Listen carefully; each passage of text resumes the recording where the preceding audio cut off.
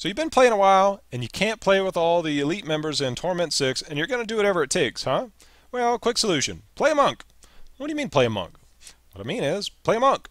They take less damage, they're great at support, and can carry an entire group by letting everyone do their thing while you stun, blind, smack, and tag it. So what's next? Well, you need gear. This works best if, you've been playing the game a while and have crafting materials plans and such. What if you don't? Well, read the description below for some tips to those and getting the materials a little quicker. The good thing is that Hedrick here, despite you killing his wife, will always be there and continues to follow you wherever you go whenever you need to craft stuff. So what do you need to craft? Well, the Og-Held set is a good place to start.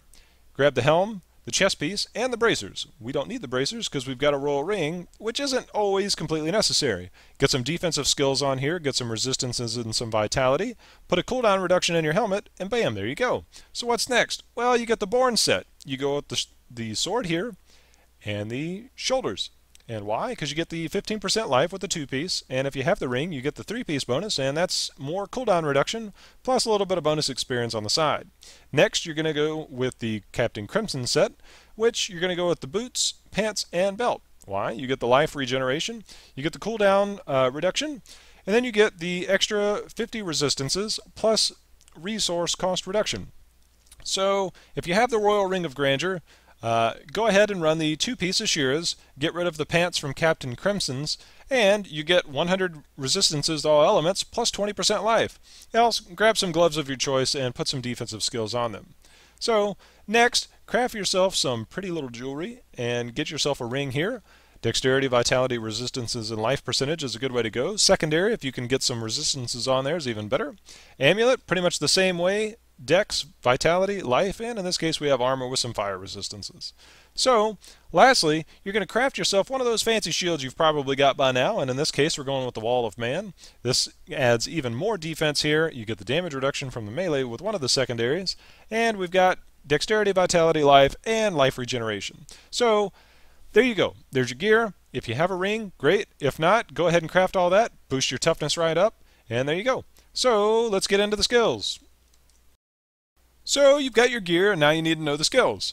And they are as follows. Deadly Reach with Keen Eye, so that when you're smacking stuff around, it's going to knock them up every third hit. And then every third hit, you're also going to increase your armor. Keep yourself safe. What's next? Well, you're going to tag everything with Exploding Palm, and whenever somebody else kills it, it's going to blow up for 50% of its max life. And you're going to get a lot of credit for a lot of kills that you did basically nothing to.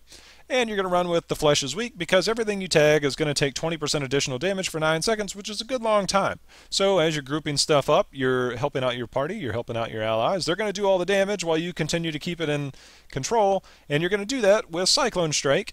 And this is going to bring everything in towards you. You're going to run this with Implosion for quick riffs so that you can grab everything at a distance, keep everything, you're going to tag it, and then you're going to smack it.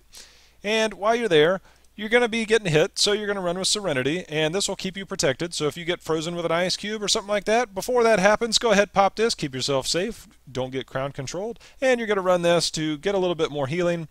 And lastly, while you're in there, you're going to go with Blinding Flash, and you're going to go with Self-Reflection. This is going to blind everything, and so while you're there, you're grouping everything up, you're tagging it with Exploding Palm, so you group it up, you flash it, you tag it, you smack it, and you rotate, and the next thing you know, because you have a high cooldown reduction, you're back to blinding it again, and then you're grabbing it, and you're tagging it, you're smacking it, blinding it, over and over again, and then stuff will die. Lastly, you're going to run with Mantra of Retribution, with Transgression, because this passive here is going to give your allies an increased attack speed of 10%.